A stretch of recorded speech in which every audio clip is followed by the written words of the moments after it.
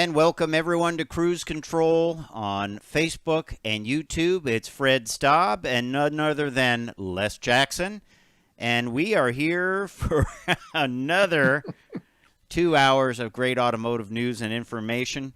Les, the date has been set for the reveal of the all-electric F-150 called the Lightning. They're using that name of the performance truck from the past for their all-electric F-150. What do you think? I think it's pretty cool. I have in the driveway the F-150 hybrid. Okay.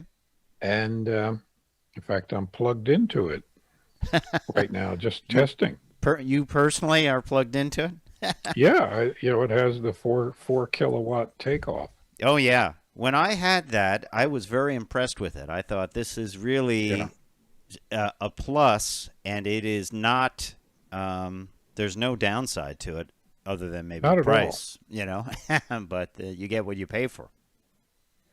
Yeah, and then during this gas crisis, which really isn't a crisis, I looked at my range and I still have 633 miles to go. Wow. Now, you were also driving this. Yes, and I'm going to be reviewing that. That's the John Cooper Works Mini. Quite a machine. Oh, yeah, I bet. So we're going to have that in the first hour.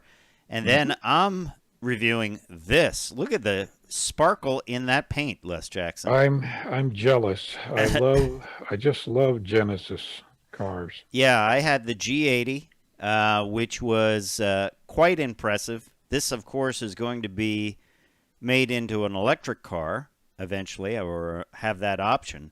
But this thing was great. Genesis is fast becoming my favorite brand, I have to say. It's mine. And people asked me in my neighborhood, is that an Aston Martin? They like the looks of it. There are a lot of similarities. Yeah, but all the flake in that paint, and the inside, very luxurious, very quiet. They've really paid a lot of attention to how this vehicle drives, unlike some other manufacturers lately. And even in the shade, it almost looked like bronze paint there, but it was this incredible silver with a lot of flake in it, a lot of flop, as they would say. There it is. You could look at all the metallics in that paint, a ton of them, right? That is a lot. Yeah. Boy. So we'll have those coming up, and we're going to start with that story about this truck. There, you can see it really well, can't you? That's the only picture we have of the Lightning so far. Pretty well says it. But it will definitely be a little bit. We'll flesh that out, won't we? We will. I hope they have enough chips. Well, that's the thing, and we're going to talk about that because the chip shortage continues on, and the Silverado, the 2022 Silverado, is going to be delayed because of this. And it's really, we were talking about the gas shortage there a little bit, and the Colonial Pipeline thing, which was crazy, but the chip shortage has been with us for months, hasn't it? And that's a real shortage. Yeah. I think it's going to last longer than they say, but we'll see. We'll see what happens. A lot of money lost. And they spent they spent $5 million, I believe, on a ransom. Yeah, that's right. But which they told them really not to do, but they shouldn't do it. But too late. It's done. Yeah. In 5. Here we go. $5 million is. I'll bring us in. This is Cruise Control, your on-air automotive magazine with co-hosts Fred Staub and Les Jackson. Everything you need to know about new and used cars. Industry news. We'll fix or repair your car on the air. Fasten your seatbelts and let us take the wheel. Your ride is about to begin because you're on Cruise Control. Cruise Control. Cruise Control.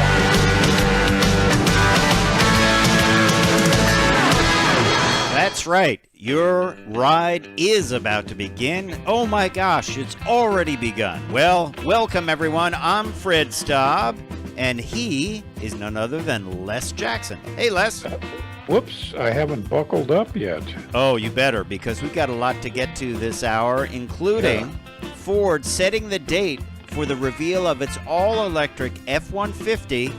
And as we told you last week, we knew they were bringing back the Lightning. Well, it is the all-electric F-150 reveal coming up. It's coming up, and we'll cover it for everybody. And probably wondering how much money the auto industry has lost thanks to the chip shortage. Well, it's a lot, and we have the figures. There are a lot of zeros in it. Yeah, they sure are. And it's ongoing, because Chevy has delayed the 2022 Silverado pickup due to, guess what? The chip shortage. Gee, what a surprise. Yeah, so Yeah, the situation gets worse, especially if you're delaying pickups, because those are big money builders for the general. people are getting upset. I've driven past some car dealers this week. The lots are half full. Wow. They're just, they're not full. And I've heard that rental car companies are buying used cars because they can't get cars. So Yep. they're going to auctions and buying low mileage used cars so it can be used for rental. Man. Yeah. But good news, Volkswagen refreshes one of its most popular models. Yeah, we'll talk about that. And you'll have an at-the-wheel review of the John Cooper Works Mini when we get rolling on Cruise Control Radio, your on-air automotive magazine. We're just getting started, so buckle up because we've got all this and a lot more to get to. And Les and I will take you on a ride around the automotive industry. Check us out at cruisecontrolradio.com. We're going to have some pictures up on our Facebook page so you can follow along. It's all good, isn't it, Les Jackson? It is. We got a lot of stuff to cover. We're testing a lot of cars. Yeah, we sure are, and we'll have plenty more coming up in the next couple of weeks, so just keep it tuned. So, plenty to get to. We also say if you have a question you'd like to ask us, or maybe you'd like us to tell you about a car we've driven that you're thinking about buying, don't forget to drop us a comment at on our Facebook page or on our YouTube page, right, Les? Because we're glad Absolutely. to talk about whatever you want. We're more than happy to discuss any subject automotive. Yeah. How often do you get asked about what should I buy for a car? What's the best car? That's what I get. Oh, man. Once or twice a week. Yeah. Hard to say what the best car is. The best one is... What's the best one for you? Yeah, exactly. Hey, I'm Fred Staub. He's Les Jackson. We will be right back on Cruise Control.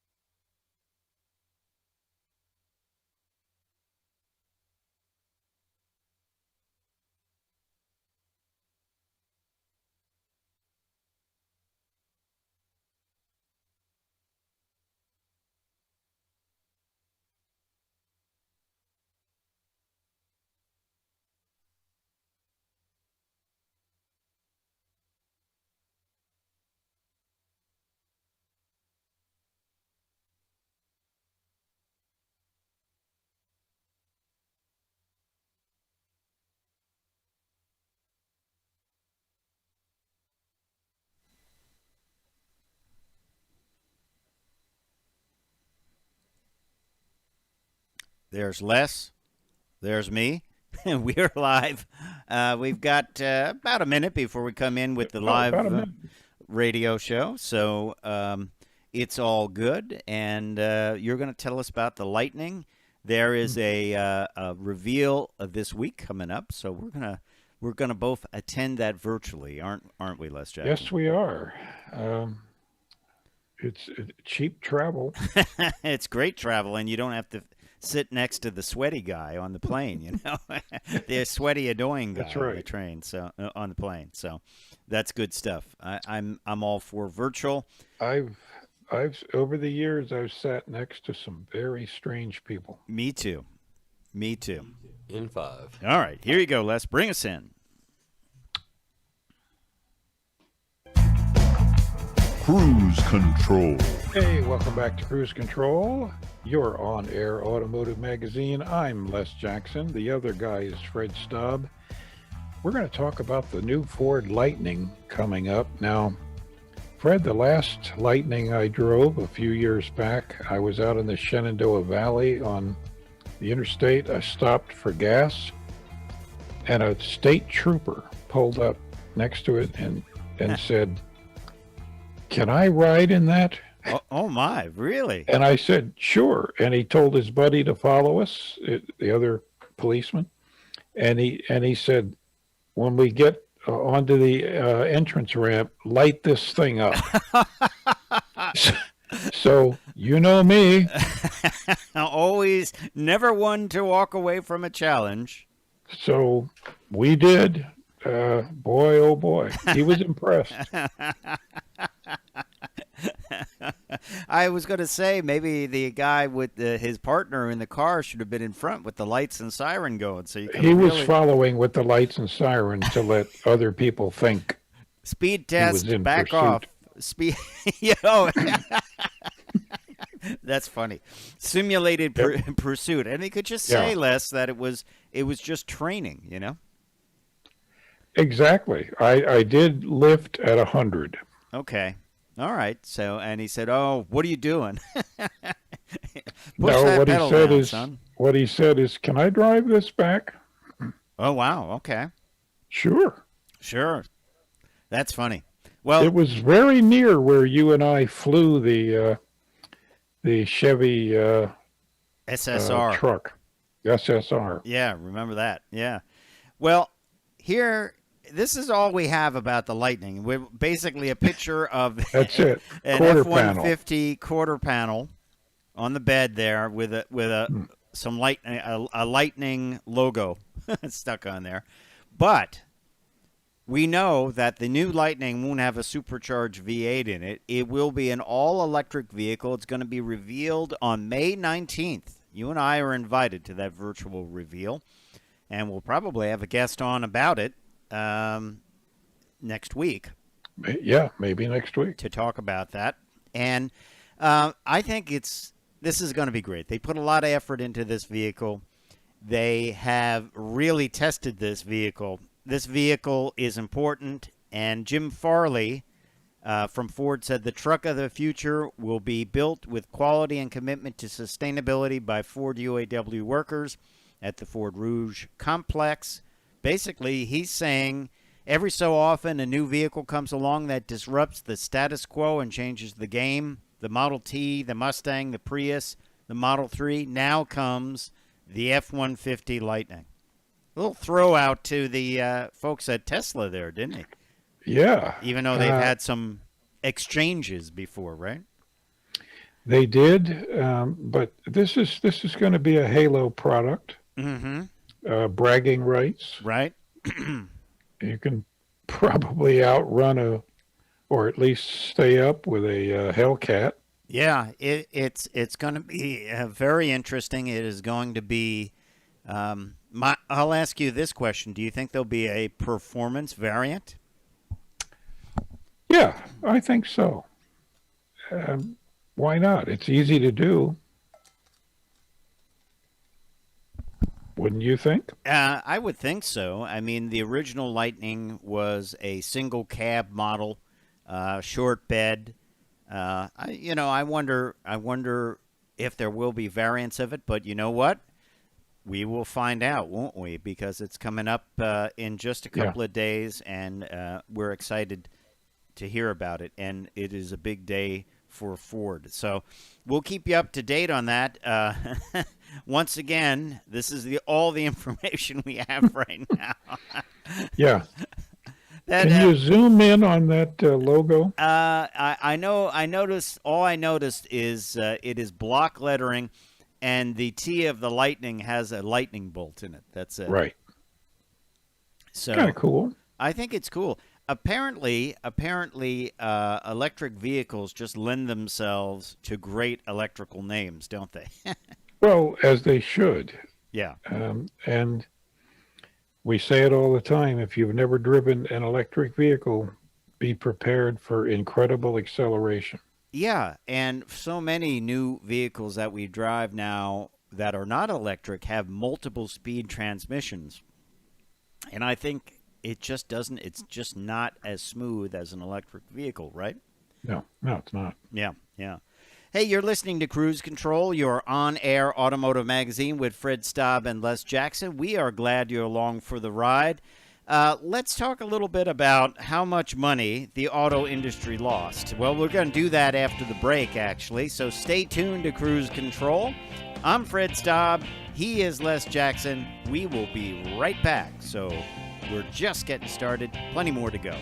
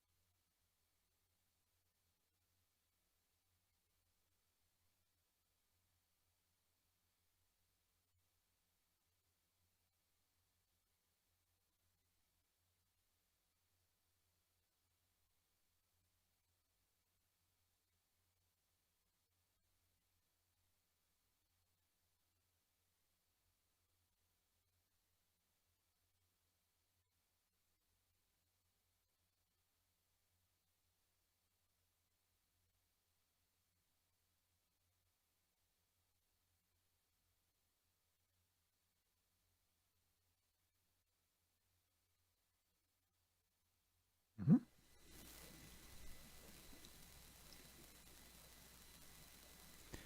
Hey, coming up, just how much did the auto industry lose with the chip shortage, the ongoing chip shortage? Les Jackson, they once again shut down Camaro production, and many vehicles are being built without the chips. And Ford has said interestingly, that one of the things they're doing is they're going to make sure that the chips are built into the vehicles in a much more accessible way, so if they have to do this again in the future, they can easily put them in after the fact. That's interesting. Well, that's right. I mean, who'd have thought when they were designing these that they would have to do that? Yeah.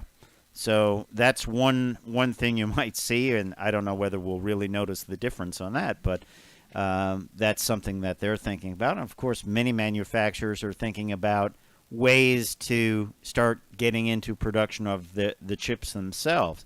I think this would be something that would work really well if multiple manufacturers got into it, wouldn't you? Well, sure. Anytime you rely on one source, you're asking for trouble. Cruise Control. And welcome back to Cruise Control, your on-air automotive magazine. Fred Staub and Les Jackson along for the ride with you, and we're glad you're here. So, we asked the question, Les, just how much money have automakers lost during this chip shortage? Of course, it's semiconductors which go into virtually everything in a vehicle, don't they? Quite literally everything. Yeah, so you've got things like fuel management, active fuel management, cruise control, all kinds of things like that.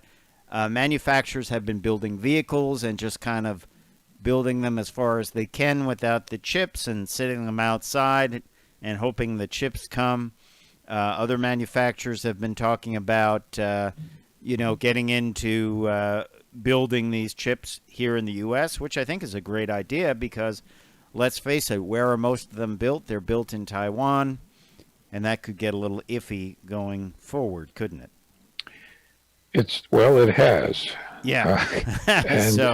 And we have chip plants in Texas, upstate New York, all around the country, but, it's just not enough. Not enough. So, how much has it cost automakers? Want to guess? No, I know the number, and it's considerably more than my checking account. Yes. Well, the number is $110 billion in revenues lost in 2021, and we're only in May of 2021. Yeah, that's the key. I think it'll be double. Yeah. And this comes from consulting firm Alex Partners, and this has just been a tragedy for the auto industry because you have pent-up demand. The COVID situation is kind of moving forward in the sense that people are getting vaccinated and things are opening up again, but people want to buy a car. And I think you mentioned earlier that you've gone by new car dealers and there's nothing on the lot, right? That's right. The lots have maybe 40% their usual amount, and it just looks sad. Yeah, it does. Looks like they're going out of business. And just think about it. If people don't listen to Cruise Control Radio, they're going to walk in and say, what do you mean a chip shortage? They'll say that's some kind of BS that the dealers kind of trying to put across, right? Well, that's right. Plus, if you want something, you're not going to get a deal on it, and you're not going to have much choice. Yeah, but here's the thing. Please don't pay over MSRP. There was a report this week of a guy that a dealer typed up a poorly worded sign and said, if you're buying this Kia Telluride, expect to pay at least $15,000 to $18,000 above sticker. That's what you have to do in this. No, and I wouldn't. I would say sorry. I'll do without it. Because I can't do it. That's just pure profit, and it's just an arbitrary number they pull out of the sky, isn't it? Well, they're taking advantage of a situation, and you have the control here because you don't, unless you just totaled your car, you don't have to buy one right now. No, exactly. And we have heard that rental car companies are buying up low mileage used cars in this just to get cars to rent for people. It's crazy. I have a friend who's going to the big air show at Oshkosh, Wisconsin this summer. Yep. He's reserved a rental car for $88 a day. Okay. And it's a Toyota Tercel. Oh, my. When's the last time they made a Toyota Tercel? Can you imagine what this thing is like? Yeah, I picture it as being a really beat, kind of dirty, high mileage, poorly equipped vehicle. That's what I... One of the tires is a spare. Exactly. The one door doesn't quite close, but if you use the zip ties, it will stay closed. So, wow. It is certainly, if you're taking a trip this summer and you have to rent a vehicle, if you can avoid it, don't rent a vehicle. That's what I would say. I would agree. Yeah. Don't do it. Yeah. Well, talking about the chip delay, talking about costing $110 billion, it's also going to cost Chevrolet because they're delaying the 2022 Chevrolet Silverado pickup. It was supposed to come out this year, actually, set to arrive for the 2021 model year, but according to GM Authority, which is a website, the semiconductor shortage crisis is forcing GM to delay those launches yet again. This gets into serious chips, doesn't it, Les? Well, it's even worse because, the Ram pushed them out of second place, Mm-hmm. and they desperately need a new model, and they've got it, and they can't make it. They can't make it. Exactly. And to add more trouble to this, the current model production has been suspended because of the chip shortage. So it's going to be a real shortage of Silverado pickups. And some of the updated things that they're talking about for this 2022 model, they're going to add Super Cruise. They might eliminate, by the way, two engines, the naturally aspirated 4.3-liter V6 and the 5.3-liter V8 L82. That 5.3 is been around for a while, hasn't it? And it's been it has, a mainstay. You don't get a lot of takers, so just cut the inventory. Yeah. Well, there you have it. So if you're on the market for a pickup truck, it's probably going to be a wait. Well, either that or you're going to be paying extra. Yeah. All right. Well, there you have it. Hopefully this is one story that moves on and we don't have to talk about it so much. You're listening to Cruise Control, your on-air automotive magazine. I'm Fred Staub. He is Les Jackson. Coming up, we're going to talk about Volkswagen refreshing one of their most popular models. We're also going to talk about some Honda Civic pricing that leaked out. That will be pretty interesting to some people. And then another fake Jeep. Remember the whole Jeep deal where they said that little they were selling it as a side-by-side. What was the name of that thing? Roxor. Yeah. That's it. Yeah, Rock Toy. Yeah. Roxor. And they had to cease production of it. Well, now Mahindra is bringing one out. We'll talk a little bit about that. It's interesting that these things keep on coming, don't they? Well, they do. Now, Mahindra is a good company. Yeah, they make. But still, you can't you can't clone somebody else's product. Do you think this is, we look at vehicles released in the Shanghai Auto Show, and there's always a clone of Bentleys and F-150s. Mm-hmm. Do you think this, automakers will just give up eventually and just say, well, that's it, they copy things, and that's part of the culture, and that's the way it is? I don't think there's any choice. The copyright and patent protections just don't apply in a lot of countries. Yeah. It really is, not that anyone's going to confuse the copies for F-150s, but I tell you, it is pretty amazing to build something like that if you're an engineer or a designer and just see somebody copied it. Yeah, no, they won't sell them here. Yeah, hopefully. Hey, when we come back, though, we're going to tell you about Volkswagen refreshing one of its most popular models, and Les, later on, is going to have a review of the John Cooper Works Mini. Yeehaw! That sounds fun. Mm-hmm.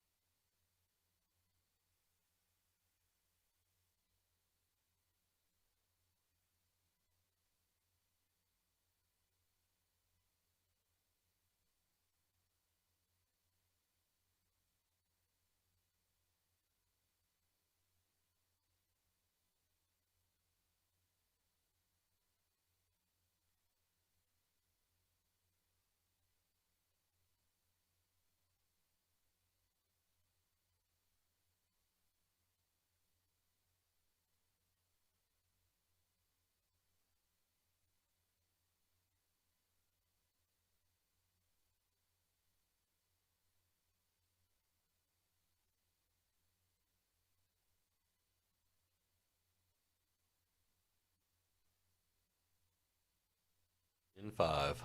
You bring us in. Okay. Cruise control. Welcome back to Cruise Control. Les and Fred here. We promised before the break that we'd tell you about a refresh to VW's best-selling model worldwide. Yeah. And it's not what either of us thought it was. We thought Atlas, their full-size SUV, but it's or not. Jetta. Yeah. It's this. Oh, it's not that. No, that's a Chevrolet. It's not that. We'll find which one it is. Quick, just it's this one. write Yes. VW on top of that. Yeah. It's the Tiguan. It's the Tiguan. What do you think about that? I did not know that was the most popular Volkswagen model currently. Did you? Didn't know. I just didn't know. It's a heck of a nice car, but I just assumed it wasn't the biggest seller. It is the best-selling Volkswagen both in the U.S. and worldwide, and it's updated with an all-new front end, new colors and wheels, revised interior features like the Volkswagen digital cockpit and CarNet, and wireless charging, wireless app connect, Climatronic touch interface. I love that name. Yep. It's very Jetsons-like, isn't it? Climatronic. Very much, yeah. A new IQ Drive driver assistance suite standard from the second trim. It looks like they've really emphasized, too, and you can check out on our Facebook page, there's some pictures of this. Follow along. It looks like they've really pumped up the lines. They've emphasized the lines. They've made creases. They made the styling a lot more definitive as opposed to rounded. And I think that gives it a completely different look. It gives it a modern look. And I like it, frankly. How about you?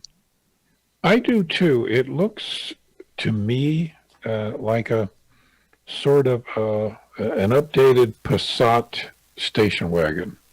Wow. Did you say station wagon? We're not Yes, allowed I to did. say that in this I country. did it, and I'm glad. Yeah. I like it. I like everything about it. I like the shape of the taillights. Look forward to getting into that Tiguan and hopefully having an at the wheel review for our listeners, because I think it's a pretty cool looking vehicle and one to consider if you can buy it on the if the dealer has it. Mm-hmm.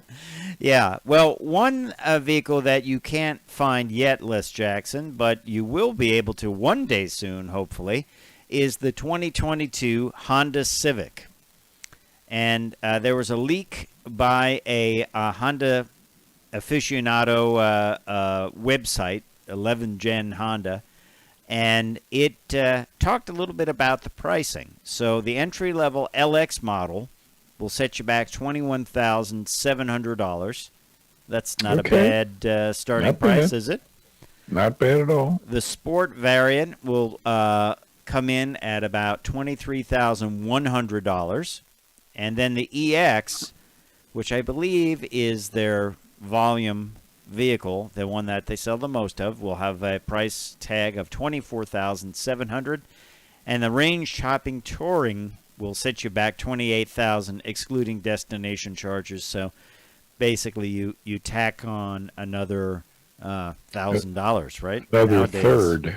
Yeah, and power is available in two forms: either a 1.5 liter at 138 horsepower, or a 2 liter at 158 horsepower. So not big horsepower machines, but they are certainly reliable machines. And I think a lot of people are waiting for this 11th generation Honda Civic sedan, aren't they? People that own Civics own replacement after replacement. They just have Civics their whole lives. They They basically tell the dealer, call me in 3 years, and when you have something coming up. Well, let's talk about this vehicle, which I mistakenly said was was a Yeah. Volkswagen. This is none other than the Chevy Bolt, and we have some official numbers on the range for this vehicle from the EPA. The Chevy Bolt EV is $31,995. It is the least expensive electric vehicle on sale today. It is a great vehicle. You and I have been in this, and I like it. I think it makes a lot of sense to be a great little commuter car, wouldn't it? I would own one. It's enjoyable to drive. Yeah, kind of roomy. vibe-like in a way. Yeah, Pontiac right. vibe-like, You're right. You're right. And then now, of course, because this is America and we need an SUV or crossover for everything, they're selling the Chevrolet Bolt EUV, electric utility vehicle. And it is larger, costs about $33,995. Not that much. Not much. Yeah, adds higher ride height, more passenger space, increased cargo volume, more rugged styling, Les Jackson, and an available panoramic roof, but it gets less range. So here are the numbers. Here are the EPA numbers for the Chevy Bolt. The Bolt EV for 2022 travels 259 miles on a charge with a combined 120 mpge rating.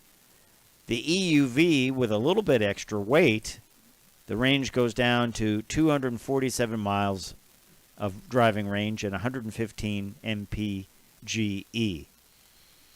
I think the standard Bolt is fine. I just don't really know why they're bringing out this other model, other than they feel that everything has to be a crossover. I mean, if it makes you happy, just add a crossover badge to it. What do you think? Well, yeah, but you know how people are. Yeah. So,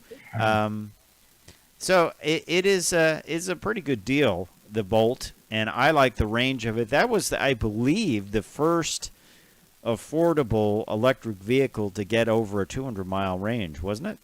It was, because I was touring people through the DC Auto Show 3 years ago, mentioning that very fact. Yeah, so it is certainly a cool vehicle and one to check out. And you also, I believe, they still give a federal tax credit on this. I don't think Chevy has gone through all their tax credits on this, have they? Not for pure battery. Yeah, not for pure battery. So that brings the price, down to the low 20s. Yeah, it's a pretty good vehicle. It is rear-wheel drive, and even the SUV is not all-wheel drive. Of course, that would decrease range and add much more to the price. But look at it as a great little commuter car, as something you can drive and have enough cargo room to put stuff in, and even possibly take a long trip in if you plan your charging correctly, right? Yeah, I used to say, get an electric car, and if you take trips, fly there and rent one. But I wouldn't do that. Maybe not now. Yeah.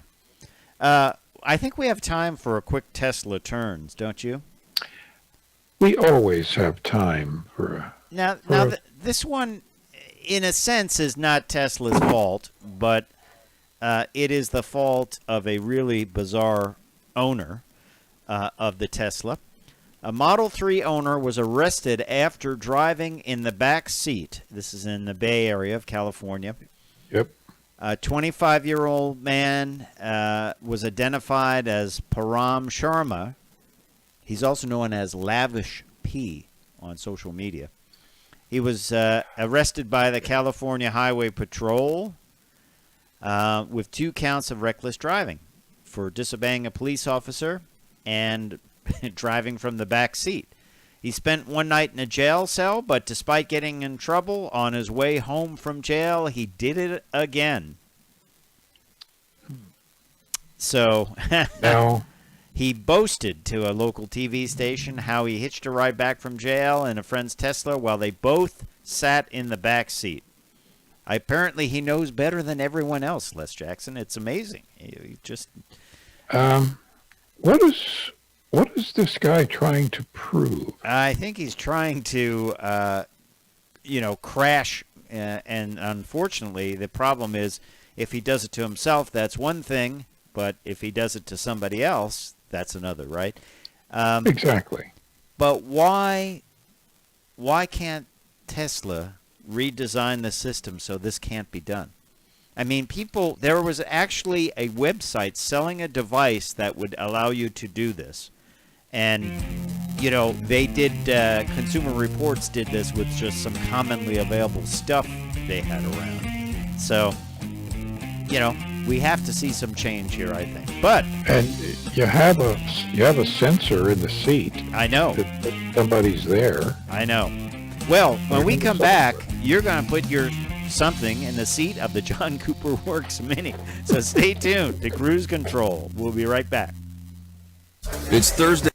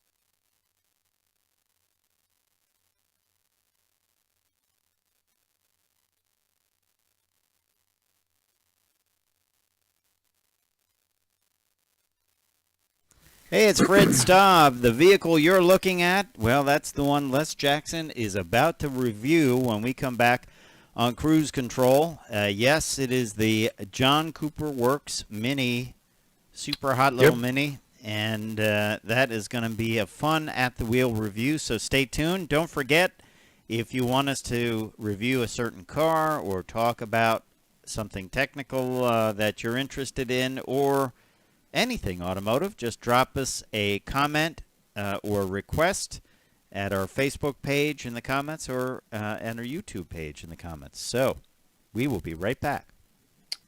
Very cool.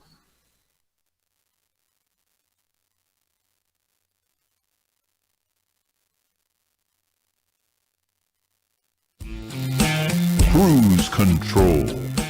Welcome back to Cruise Control. Les and Fred here. Listen, we're going to top off the hour with my little drive of a 2021 Mini John Cooper Works car. It all-wheel drive.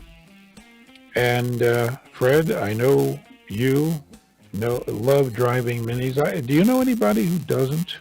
You know, only people that haven't experienced them. I mean, that's something. It's something you have to experience to understand, I think, don't you? But I'll bet most people really like the looks, whether they've ever been in one. Yeah, they think it's a cute car. That's what they think. But It's cute. It's very cute. When you get in it and drive it, though, you'll find that it's a really fun car that you can get.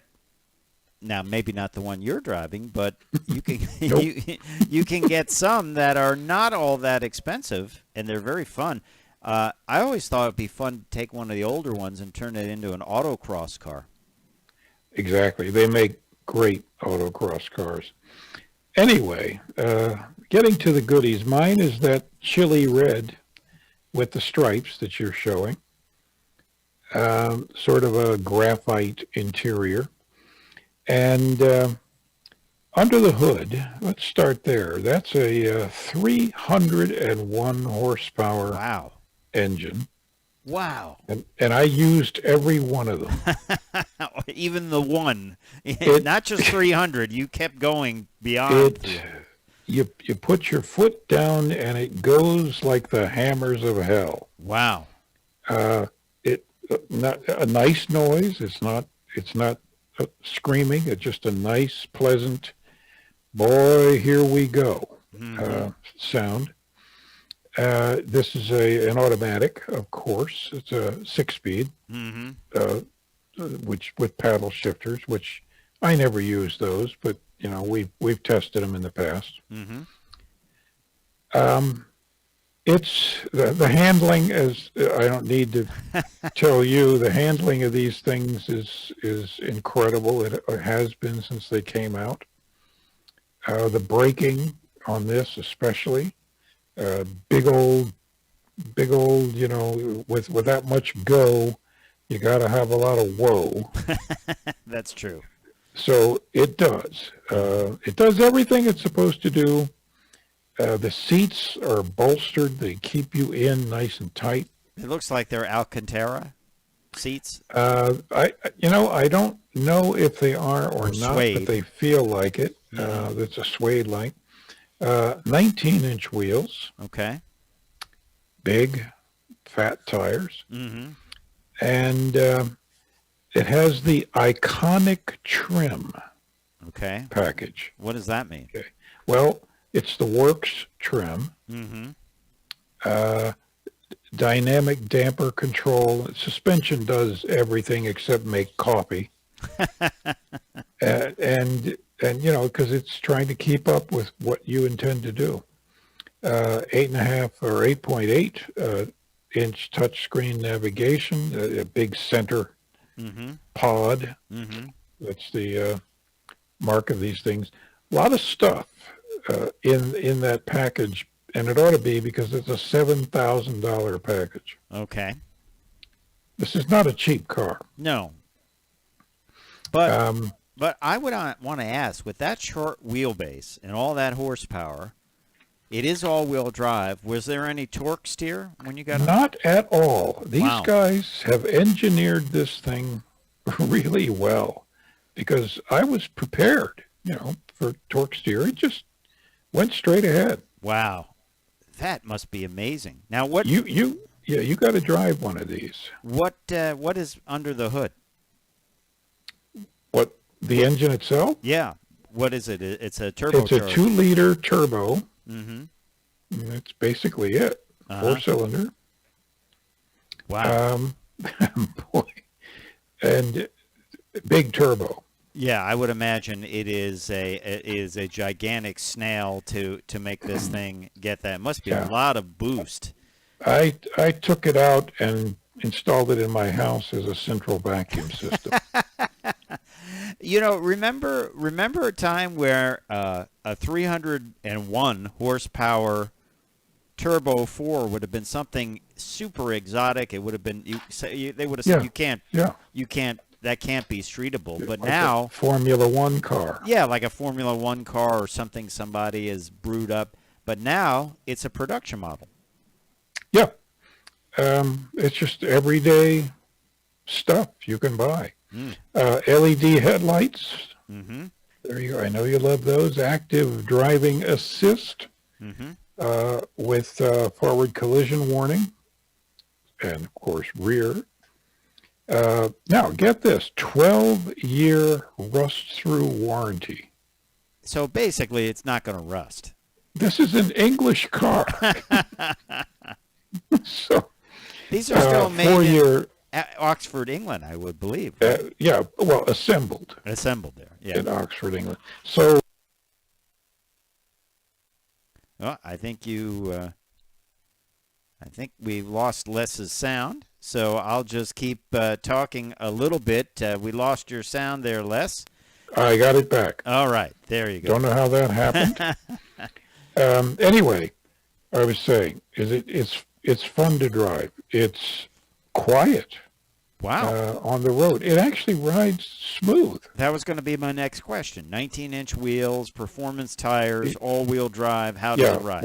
When you hit rough roads, it's pretty jolty, but in general driving, it was much smoother than I thought it would be. It was better. It was more everyday comfortable than I thought it would be. Wow. Mileage, 23 to 25 overall. I mean, it's not obviously it's not premium, right? For this a turbo, sure. It's got to be a Premium. high compression ratio engine, I would imagine. Premium gas. This is not designed to be an economy car. No. So don't expect it to be. This is a fun car. It's a fun car. It's a fun car you can drive every day. You know. However, okay.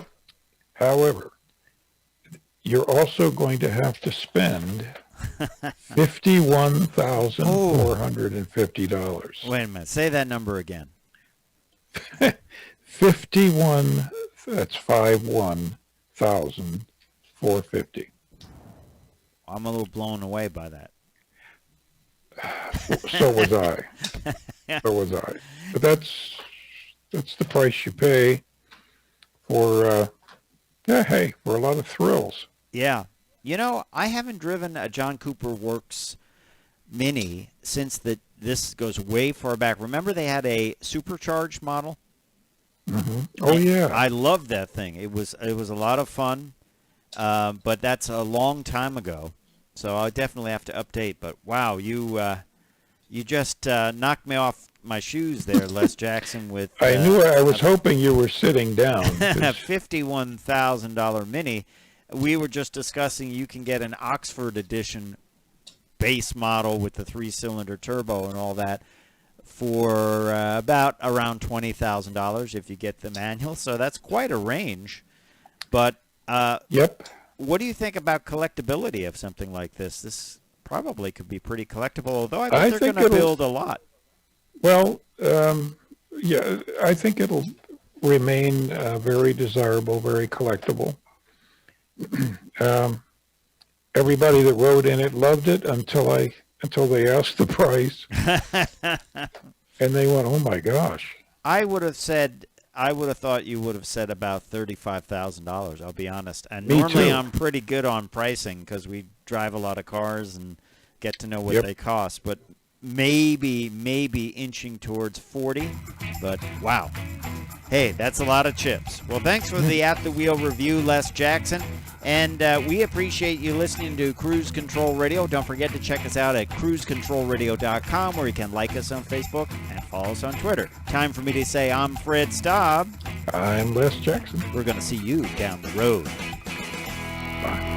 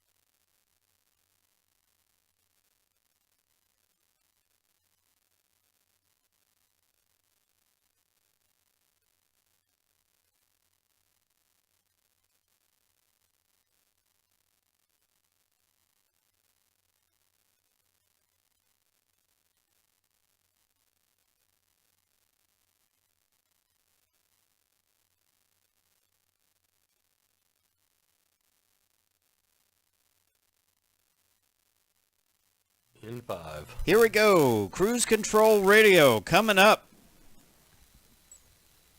This is Cruise Control. Your on-air automotive magazine with co-hosts Fred Staub and Les Jackson. Everything you need to know about new and used cars. Industry news. We'll fix or repair your car on the air. Fasten your seatbelts and let us take the wheel. Now, your ride is about to begin. Because you're on Cruise Control. Cruise Control. Cruise Control.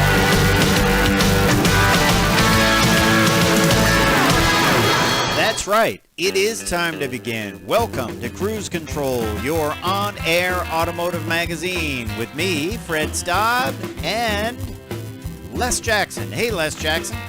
Hey there, Fred. How are you? I'm good, and I'm excited about this hour of automotive news and technology. We got a lot to get to. We're starting off this hour with Alfa Romeo and Chrysler being told you have 10 years to get it right. Otherwise, you're going away. 10 years, Les. 10. I got a bad feeling about this. Yeah. Well, apparently already Alfa is reworking itself. That's underway. We'll see what happens, won't we? Well, we will. 10 years is not a long time. All right. And Alfa, particularly, has never sold well in the United States. Yep. Anyway, we'll talk about it. Over at Subaru, they're about to reveal their first full electric vehicle. I've been wondering when they do it. Yeah, and listen to this. Hyundai invests billions to build new vehicles in the U.S. Big number. Big billion. Yes, and by the way, your car, well, not your car, Fred, but regular people's cars, store big data and will tell you what they've been saving. Yeah, interesting. And now there are companies that build devices to extract this data, and some of the data is really weird. We'll tell you about that. Sure. And talking tech, Ford powers up over-the-air updates. Real interesting story, how you'll be able to add features and all the things that will be coming through the air. I really like that. And another thing I like is what you're going to review at the wheel later in the show, the Genesis G80, one of my favorite cars in the world. Yeah, it's Genesis is rapidly becoming one of my favorite brands. They really have attention to detail. The vehicles look great, and they're well put together, and they have a great driving experience, some of the best. And I have to say, wherever I go, if I'm driving a Genesis, people walk up and say, "What is that?" They haven't seen a lot of them, and they like the looks of it, don't they? That's right. I advised my brother to buy one about 4 years ago, and he still says to this day, that's the only piece of advice you've ever given me that was great advice. Well, that's good stuff. Sort of a compliment. Well, yeah, I guess roll with it. Yeah. So Yeah. We're also going to tell you about, believe it or not, the Chevy Corvette convertible is pacing the Indy 500. We've had a lot of Corvettes lately. Thank God it's not that purple one with yellow wheels. I remember that year. That was I don't know how that got out of the barn. But, hey, when we come back, we got all of that. Plus, check us out at cruisecontrolradio.com, where you can like us on Facebook and follow us on Twitter. Cruise Control, right back.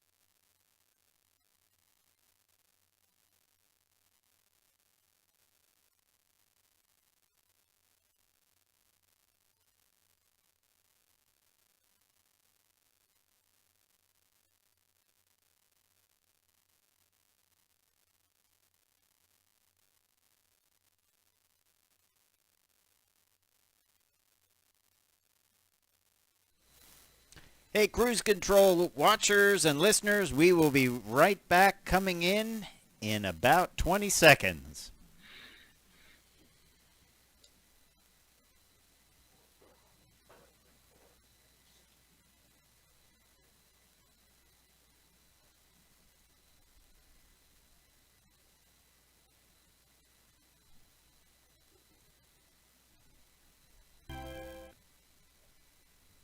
Cruise Control. And welcome back to Cruise Control, your on-air automotive magazine. It is us. We are here. We are always here for you. I'm Les. He's Fred. And as we mentioned in the opening, we're going to kind of tell you that Alfa Romeo and Chrysler have a bit of an ultimatum. Yeah. And I personally am concerned about this because they're both really interesting brands. Right. But they have to make money. it's that funny thing in the world of business. You have to make money, right? You do. And they've been given a 10-year, use it or lose it. Okay. What do you think?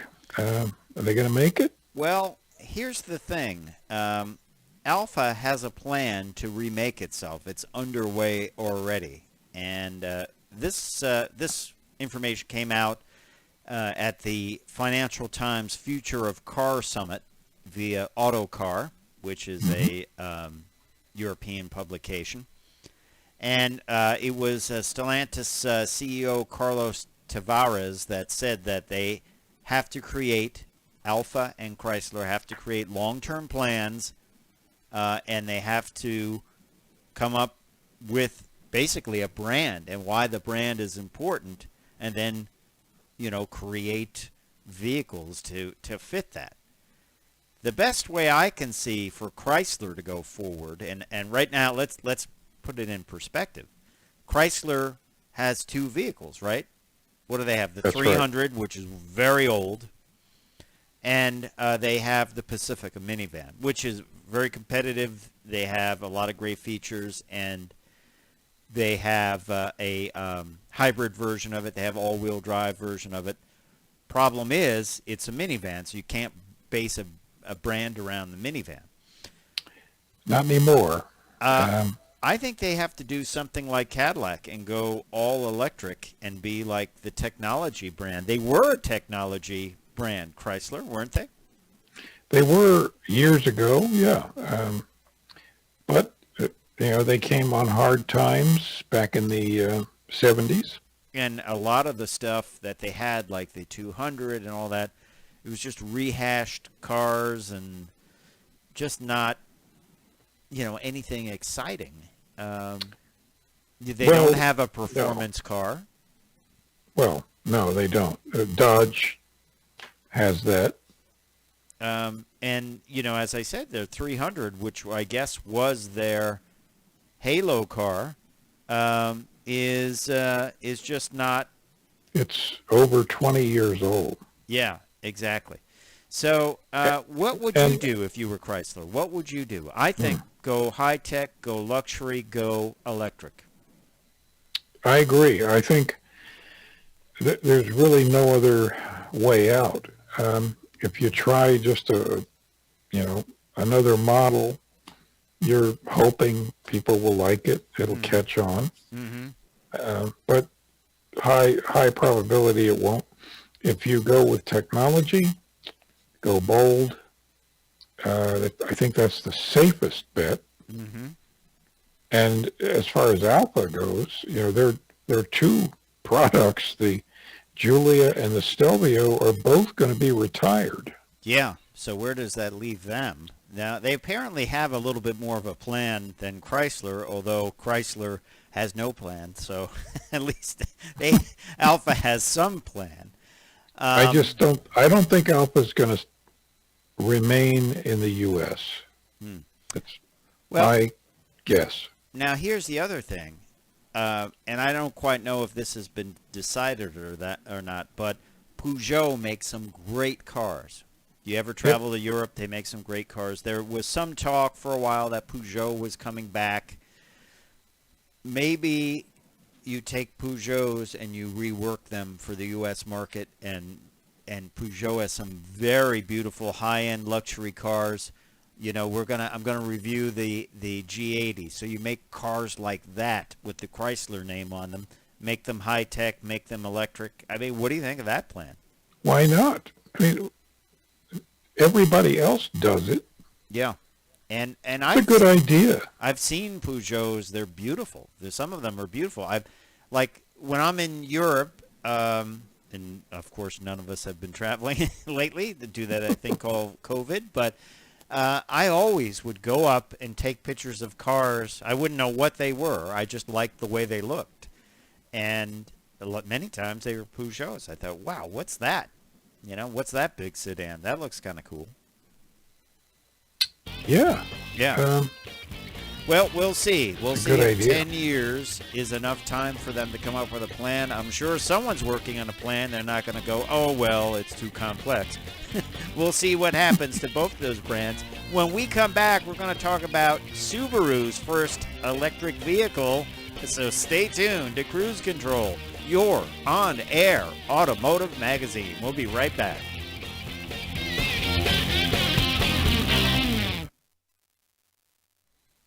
So let us know, what should happen to Chrysler and what should they build? Do you like the idea of taking Peugeots and redesigning them for the U.S.? Should it be an all-electric brand? What do you think? Leave us a comment on our Facebook page or on YouTube. Les, you like my idea, don't you? I do. I think an all-electric, I think a hybrid, I think a sports compact SUV. Mm-hmm. Yeah, and I think they have plenty of good stock to pull from with Peugeot, and they just can't go on as they are. I'm sure there's no Chrysler standalone dealer. You can't sell a 10-year-old car and a really good minivan, but it's a minivan. You know, so it unfortunately has limited appeal. It's a very good minivan. It may be the best minivan, right? Yes, but they've lost their bloom. That's right. The shine has gone off of them. So. Well, basically women bought them, and they, for years they didn't like the image. And that image has been replaced by SUVs. Right, because the image of more of a fake off-road vehicle was much better for doing errands and running around town, not just women, but men as well. It's just the better tool, you know? It's sort of like, well, I really need a precision screwdriver, but I'm going to use a hammer instead. Right. Yeah.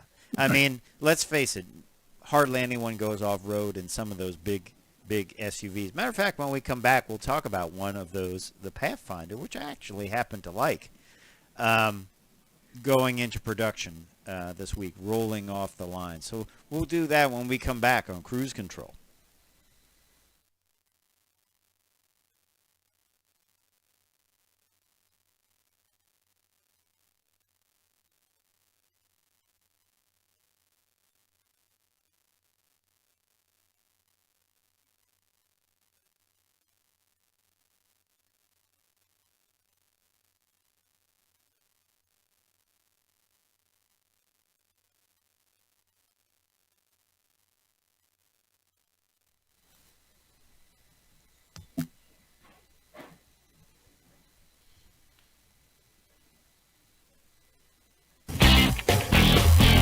Cruise Control. Welcome back to Cruise Control, your on-air automotive magazine. Fred Staub and Les Jackson here, kicking around the automotive world stories, talking about the future of Alfa Romeo, the future of Chrysler, what will happen, the fact that minivans have long lost their shine. But let's talk a little bit about a company that's been bringing out a lot of new product, And this week, a very important product for them, none other than the 2022 Nissan Pathfinder, started rolling off the assembly line at the Smyrna Vehicle Assembly Plant in Tennessee. And the brand new one, the 2022 model, comes standard with a 284 horsepower, 3.5 liter direct injection V6, 9-speed transmission, all new intelligent four-wheel drive, 7-position drive and terrain mode selector, Yep. and seating for up to 8, and a new captain's chair option. This is the new family vehicle, isn't it? It's big. It is big. 8 people. Yeah. I haven't You seen don't know 8 8 people. together in 2 years. They do, this Pathfinder is great. I mean, remember when it came out and now they're trying to make it a little bit tougher looking, raising it up. It's kind of a trend, an interesting trend, and I would love to delve into it with a marketing person. The Pathfinder started out as a rugged off-road vehicle. Then it kind of morphed into a family vehicle. Yeah. Now Family cruiser. they're showing it, and you think about what manufacturers have done. We've seen this with the Explorer. We've seen this with Subarus. They're trying to make them tougher looking. What's the marketing idea behind that? I don't know. I think it's just the image people want. Yeah. You know, with little roof racks and lights on top, and black wheels have definitely become a big trend. I happen to like them. I think they're good. I just like that they hide the dust from the brakes. But anyway, this vehicle is going to be I'm sure it'll be a great update to the Pathfinder brand, and I look forward to driving it. I've always found them to be a pretty smooth vehicle to drive. Yeah. Probably not the yeah. off-road one will be, the off-road capable one won't be, but we have seen that. We've even seen Honda with their Ridgeline having a tougher looking vehicle that they want to toughen up. You know, everyone wants to be the tough off-roader, I guess. Yeah, but when they do that, they always end up riding harsh. Yeah. And having a lot of tire noise, and no thanks. No thanks. All right.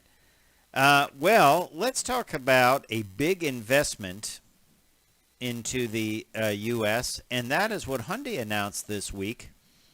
They're investing $74 billion, billion with a B, to build American-made battery electric vehicles. They will begin EV production in 2022.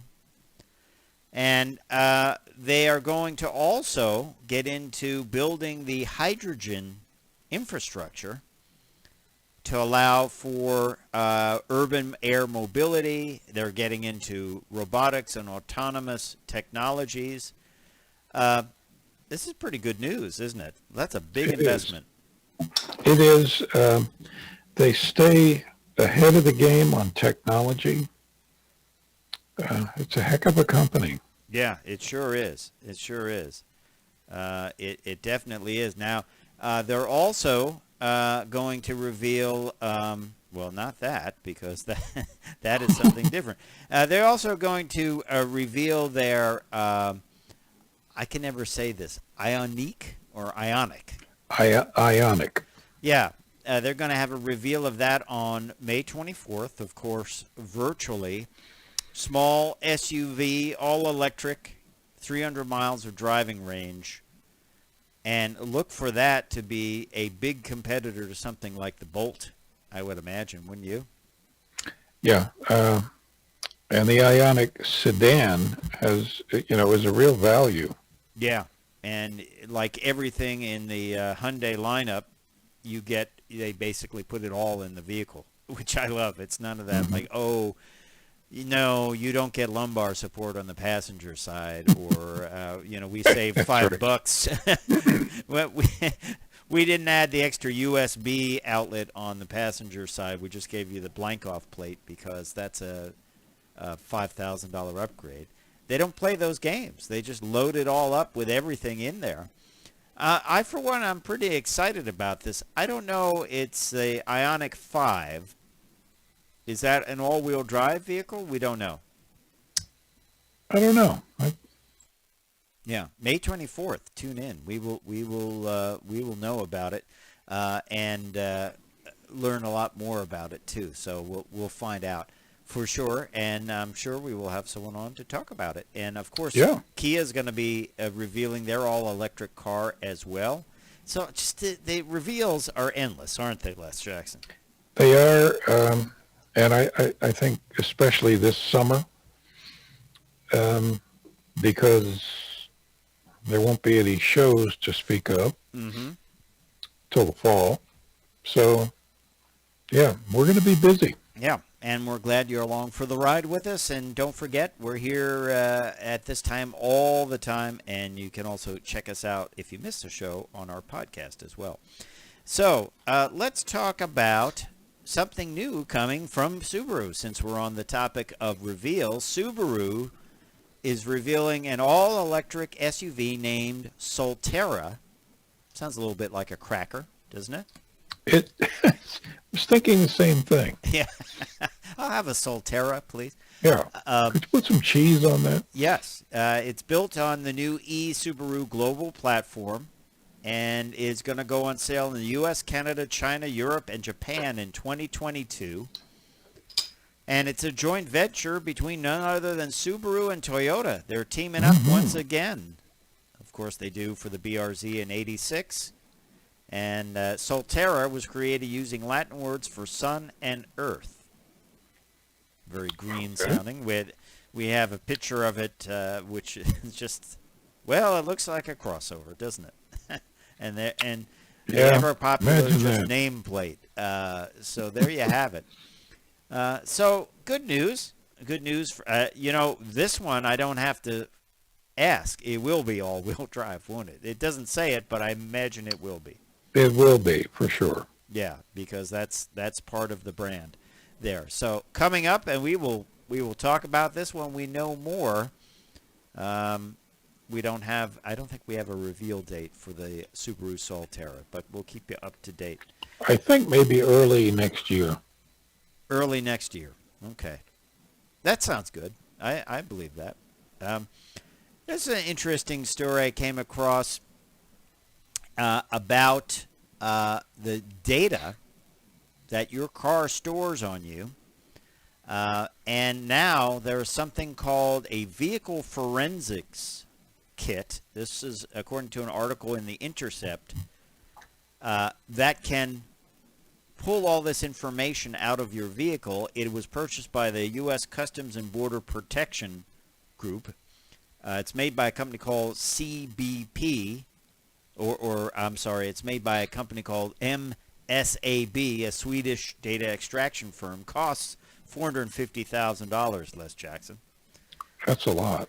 Now, some of the things your car stores about you using the car include recent destinations, emails, navigation logs, social media feeds, and this is a weird one, specific vehicle events, like which doors were opened and closed at specific locations.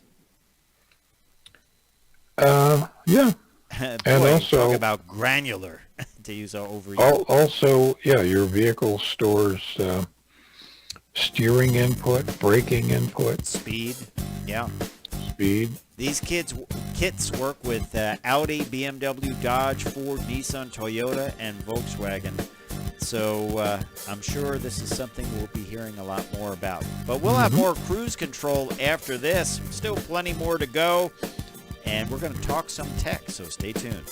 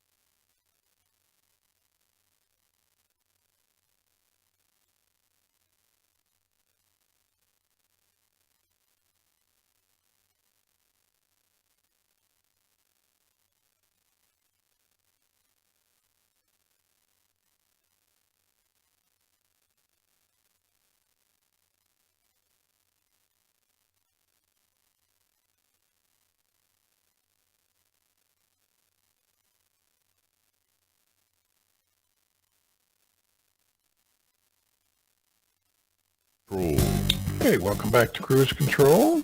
Les and Fred here. Fred, what do you think about a talking tech?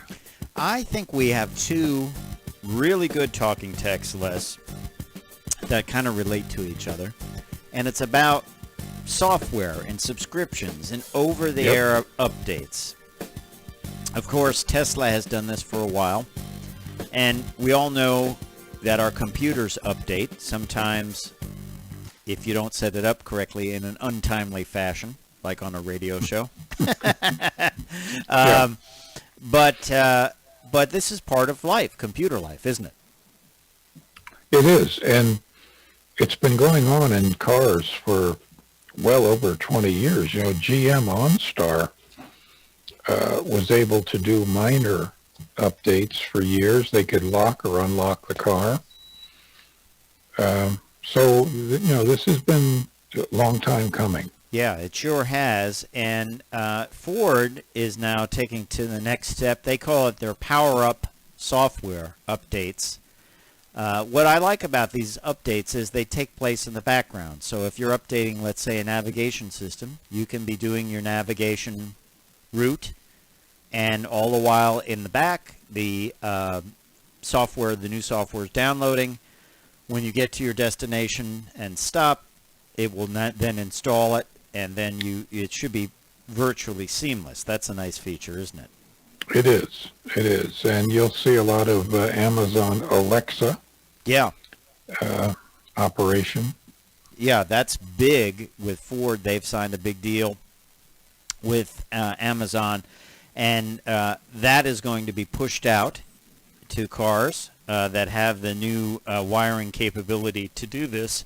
They're also, you think about this as a software update, they're going to push out Blue Cruise, which is their hands-free highway driving technology, to properly equipped F-150 and Mustang Mach-E vehicles. Now, that's not just new icons for your dashboard display. That's a real deal, isn't it? It's a real deal. And it will be carefully, methodically introduced. You know, we all have to get used to this. Yeah. Now, remote vehicle set, here's some of the other things that they're going to push out if you have a F-150 or a Mustang Mach-E with Sync 4 or 4A. You're going to get an upgrade as well. Navigation enhancement, automatically make helpful destination suggestions, plus new cloud connectivity. You're going to get a new Apple CarPlay with compatibility to enhance display, turn-by-turn navigation in the vehicle's instrument clusters, and digital owner's manuals enhancements to continue making innovative paperless products, sort of like a living document. That's a great one, isn't it? 'Cause yeah, the only problem there, and I know you'll agree with me, is that they haven't figured out how to get people to actually read the owner's manual. Well, they can't make it that you fire up the car and, you know, like those cookie things on a website, you have to hit it before you go forward. They can't make it like, today you're going to be reading about HVAC systems in the car. This should only take about 10 minutes for you to read. It's a 10-minute read. They can't do that. I doubt probably many people don't realize that they have owner's manuals or that it is electronically available. And are all owner's manuals online now? Like if you buy a new vehicle, are they online? I don't know of any that isn't. Okay. And the other thing is, we still see the printed versions of this, of these things in cars. So, yeah, gigantic stacks. I mean, matter of fact, some of them are so big. In this vehicle I'm going to review, the G80, they actually put it in the trunk. They actually have a holder. It's like an Encyclopedia Britannica in the trunk. The reference area. Yeah. Think of the savings if they didn't have to print that. Right now, we've seen this. Sure. most people, they don't want to even send you a bill. They don't even want to send you a bank statement. They want everything electronic. But I want to ask you, since you're a Washington, D.C. guy, is there a law that you have to have a printed owner's manual? No, there's no law. There's no law. There is a law that there has to be a manual. Okay. An operator's manual. But some companies put it on a DVD, Mm-hmm. which you can play on your screen in the car. Mm-hmm. Of course, you can download it at home. But I don't know this to be true, but I'm sure it is. I would bet 80% of the people that own new vehicles never read the manuals. I would agree. They probably don't know half the things they could do with their And there's vehicle. a lot of stuff in there that's very good to know. Yeah. Well, we're going to see a lot of these. For instance, Oh, yes. Mr. Staub, Yes. the Ford F-150 Mm-hmm. that I have out here. I didn't know. I noticed I had to hit the brakes hard. Mm-hmm. And I noticed the front end didn't pitch down. Okay. So I tested it again, at 70 miles an hour, and the front end didn't pitch down. It just hung down at the back, Mm-hmm. which is good. Mm-hmm. But I said, why is it doing that? It turns out, it explains in the manual that they bias most disc brake systems. About 60 to 70% of the braking is the front. Right. But they say that makes the trucks unstable. They bias the braking for the back. Now, that's interesting because, let's face it, the weight is over the front wheels with Yeah. the engine and transmission. Well, so why but do they remember, bias you to have the back? You have electronics running all this. Mm-hmm. So the idea is don't let it pitch down. Well, I'll tell you another one that I experienced on just that vehicle that you're talking about, the hybrid. I noticed if I accelerated from a flat, it would go sometimes from 1 to 3 or 1 to 4 with no stops in between. And I was accelerating on this flat road for a long time. I thought, am I somehow missing second gear? Is there a problem here? Because sometimes there'd be a little bit of a bump, right, when it went from, let's say, first to third. And I felt that, and I thought, maybe it's just not going into second gear. Then I was stopped on a hill, and I took off from a hill, a pretty significant hill, and it went 1, 2, 3. So that must be a gas-saving feature, I imagine, right? Sure. Sure. But the 1-3 shift was one of the only things I didn't like about it. I could feel that. I could feel it, and I thought, well, what's with that? It just feels a little off. And I looked down when I accelerated at one point safely, and I thought, well, look, it's going from 1 to 3 or 1 to 4, I think, a couple of times. And that is like a skip shift, I guess. But you wouldn't know that unless you read the owner's manual, would you? That's right. Yeah. Well, let's do another talking tech that kind of delves into this, and it involves the VW head honcho Klaus Zellmer. He talked to Top Gear, and he said in the future he can sell you features such as autonomous driving by the hour. The concept of a subscription to your car features, and they can do this once again over the air. Turn it on, turn it off. Maybe you don't want to pay $10,000 a year for a subscription to autonomous driving, or maybe you don't want to do it as a one-time feature, but you say, you know what? I'm taking a long trip. I'm going to be driving at night. I think maybe I want to go for this feature for the next couple of days or for the trip. What do you think of that idea? Good idea. I think people it's would buy pretty good. that. Yeah. So it's kind of reimagining how you buy your car. They're moving away from you buy your car and maybe the only thing that you would add to it would not even be something that would go to the manufacturer. It would be like, maintenance and things like that at the dealer. Now they're thinking of future revenue streams for updating it.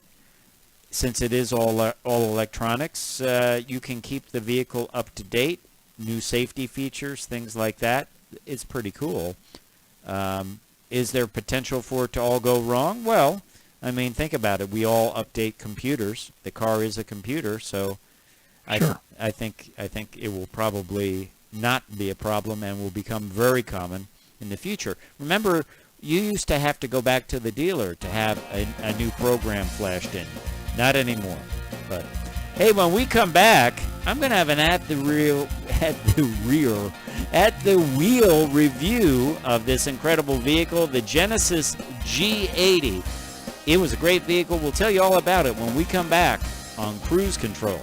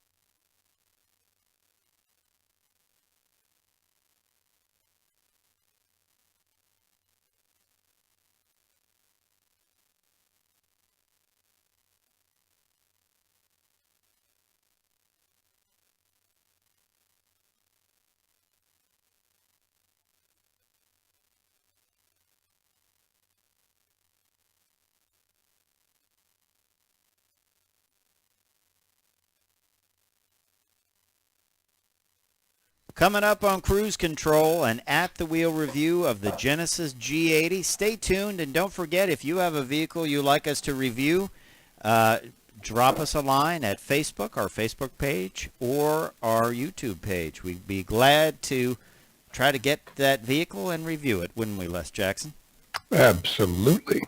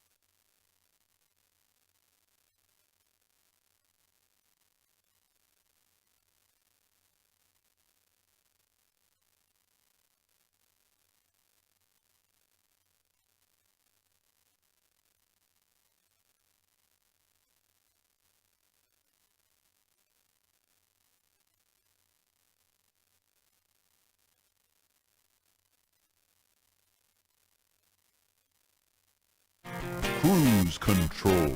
And welcome back to Cruise Control, your on-air automotive magazine. Fred Staub and Les Jackson, we are glad you're with us for Cruise Control. One of the things we like to do, Les, of course, is review vehicles, and I have got a great one to talk about, something I spent the week with. It is none other than the Genesis G80. If you are new to the brand, this is the high-end brand for Hyundai. And I think so far, I've driven the GV80, which shares the platform with the G80. The GV80 is the crossover. I've driven the G90 and now the G80. And I have to say, this brand is fast becoming one of my favorite brands. The value there, the quality, even if they cost the same as Audis and Mercedes and BMWs and that, I'd still like them because of the way they drive. They drive incredibly well. This G80, when I compare it to some of the other cars I've driven recently, there's no chuggling with the transmission where it can't figure out what gear to be in. There's no dead spots in acceleration. There's no harsh ride. Many cars I've had have had a harsh ride where you're like, this would be terrible. Not so with this G80. It's what my dad sometimes called a mashed potato car when it's in the comfort mode. Boom, boom. When it goes over bumps. He calls that a mashed potato car. So I really enjoy it. I've enjoyed everything that I've driven recently, including the G90, the GV80, and this G80. Now, the G80 shares the platform with the GV80 crossover. It's called the M3 platform. They put a lot more high-strength steel and hot-stamped parts in this vehicle, in this chassis, the M3 chassis. And they get a 6% increase in torsional rigidity, but they reduce the weight by 55 pounds as well. So that is great. And this thing's felt solid on the road, just solid and great to drive. And if you buy one of these things, leave yourself some time because there's going to be a lot of people asking you questions. What is that? Where is it? What is it called? You know, a lot of people thought it looked very much like an Aston Martin. I think that had to do with the silver paint we had, which had just tremendous amounts of flake in it. It's called Seville Silver, and it is a $500 optional paint, but I tell you, it's like a custom paint job. When that sun hit that, we just saw nothing but Metaflake in there. A lot of flop, as some of our car show friends like to say, right? Absolutely. Yeah. Now, ours was the 2021 G80 all-wheel drive 3.5T for turbo Prestige edition. So it is top of the range. But you can get one of these for about $47,000 with the Turbo 4 in it. So that gives you an idea of the starting point for this. But the powertrain I had was a 3.5-liter V6 turbocharged GDI engine, 375 horsepower, 391 pound-feet of torque. Power came through an 8-speed automatic transmission, and I think that is part of the genius of this Genesis, is the fact that they haven't gone to a 10-speed transmission. I think those can be a bit shifty at times, although many would say a transmission should be shifty. But I found that there was none of that hesitation. Have you found that in recent cars where it kind of like you hit the accelerator, there's a dead spot, and it's trying to figure like, oh, do I go into 8 or 9? Nope, I'm in 10. I better go down to 8. Nope, they really want to accelerate. I better go down to 7. That and could also be decelerating, gear shifting, indecision. I just didn't have that in this Genesis. I just don't know whether the software engineers are on their game or whether it's the fact that it has 2 less speeds than other vehicles. But in any event, it is well matched. It had an electronically controlled suspension that made a big difference if you put it into comfort or sport. As I said, comfort was great on the highway on smooth roads, and sport gave you definitely a more noticeable exhaust note and stiffer ride. Still, it was not overly stiff. And this, as part of the Prestige package, had the 20-inch alloy wheels with all-season tires. Even when you had it selected into sport, it was not overly rough. So I liked it a lot. And on the inside, beautiful interior. Typically, the Genesis vehicles I've driven, they have a huge, tall center console. In the G80, the center console was a little bit lower and more size to the vehicle. All the controls are basically, it's a glass cockpit. But what's great about it is it has some of the features of Hyundais that I love, less expensive Hyundais like the Sonata I drove recently, where when you put the turn signal on, you get the camera on the side so you can see where you're going. I like that a lot. And then even little features which shows they're really thinking about it. You know how sometimes you drop your cell phone and it goes in between the seat and the console, or maybe your keys fall down there and you got to, look up underneath the seat and try to get things out? Well, the folks at Hyundai have actually put a soft blocker of some kind in there that's attached to the seat, and that means if you drop your phone, it's only going to go down a couple of inches and not be lost forever under the seat. So that's great. I need that.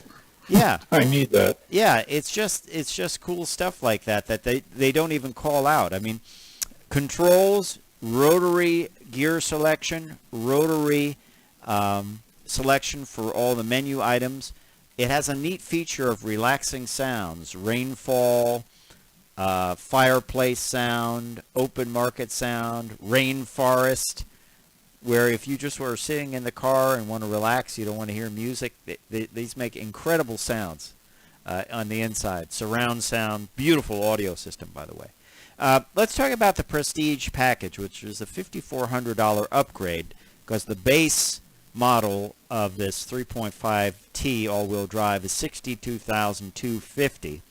Now, we added on $500 for that Seville silver paint job, and then the Prestige package includes 20-inch alloy wheels, Napa leather seating surfaces, beautiful stitching, beautiful piping on the seats, a 12.3-inch 3D digital instrument display cluster, heads-up display, microfiber suede headliner and pillars, front passenger seat walk-in device, which allows you to, on the side, you can change the tilt of the passenger seat or back and forth. You move the seat. There's controls on the side so the driver can change that. Ergo motion seat, power bolster and cushion extension for the driver, surround view monitor, which is always great, parking collision avoidance assist, forward attention warning, and heated rear seats. Really nice stuff. Wow. Total price $69,195. By the way, the lane keeping for this is great. I came home from visiting some relatives on a rainy night. You know those nights where you can't see the lines at all? It's just shiny black. This thing kept me in the lane, just hit the button on the steering wheel, kept me in the lane. It was really a safety feature, not just kind of some kind of novelty or level 2 autonomous driving. It's like a safety feature. It really helped me find the lane because I couldn't see it. Mileage, well, you're not going to do great in mileage. 26 highway, 18 city for a aggregate number of 21, but not bad. Total price $69,195 with a $1,045 destination charge. I have to say it's one of the most enjoyable vehicles I've driven in some time, and that's pretty much my standard line when it comes to the Genesis vehicles that we get to drive. Love it a lot. Hey, we hope you've enjoyed this edition of Cruise Control. Time for me to say I'm Fred Staub. I'm Les Jackson. We're going to see you down the road. Bye.